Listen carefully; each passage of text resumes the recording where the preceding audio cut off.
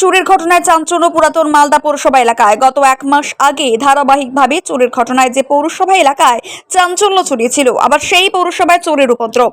বাড়ি থেকে খোয়া গেল বিভিন্ন আসবাবপত্র সহ নানান সামগ্রী। এবারে ঘটনাটি ঘটেছে পুরাতন মালদা পৌরসভার 5 নম্বর ওয়ার্ডের কুট্টিপাড়া এলাকায়।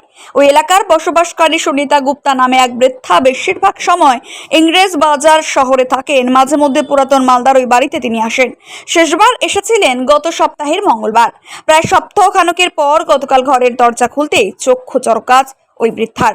বাড়ির বিভিন্ন সামগ্রী আসবাবপত্র লণ্ডভণ্ড অবস্থায় পড়ে রয়েছে। বৃদ্ধার অভিযোগ, কেউ বা কারা চাবি দিয়ে তালা খুলে বাড়িতে ঢুকে লুটপাট চালিয়ে আবার তালা বন্ধ করে চম্পট দিয়েছে।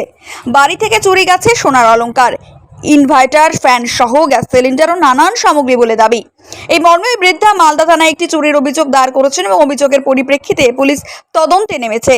এই নিয়ে পৌরসভার 5 নম্বর ওয়ার্ড কাউন্সিলর বৈশিষ্ট্য ত্রিবেদী সরব হয়েছেন। তিনি বলেন, এর আগেও তার ওয়ার্ড এলাকায় চুরির ঘটনা ঘটেছিল। এলাকায় নেশার উপদ্রব বাড়ার কারণে চুরির ঘটনা দিনের পর দিন বাড়ছে। তবে প্রশ্ন উঠছে, চোর বাড়ির চাবি কিভাবে পেল? ঘটনার তদন্তে পুলিশ। ও লাইট জ্বলছে।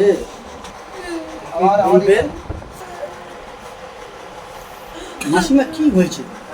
কি হয়েছে আমার আমার বাড়িতে ডাকাতি চুরি যাই বলে, আর আমি তালা খুলে ঢুকলাম, লাইট জ্বলছিল না। তো একটা ছেলেকে ডেকে লাইট জ্বালালাম, দেখছি ইনভার্টার নাই, এখানকার জিনিস নাই। তারপরে যাচ্ছি ভিতরে, ভাবছি যে চুরি হয়েছে, দেখছি সেন্দুকের চলে গেছে। যেটা ওই ঘরে দেখছি আলমারি ছিল, সবগুলো নিয়ে গেছে। ওই ঘরে কাঁচা পিতল যত ছিল সব নিয়ে চলে গেছে। আবার সর্বস্ব নিয়ে চলে গেছে। আমি রান্না খাওয়া করবো, কেমন করবো? সিনিয়র সিটিজেন, সামান্য পেনশন পাই। হ্যাঁ, ডায়েরি করা হয়েছে, রাত্রেই হয়েছে।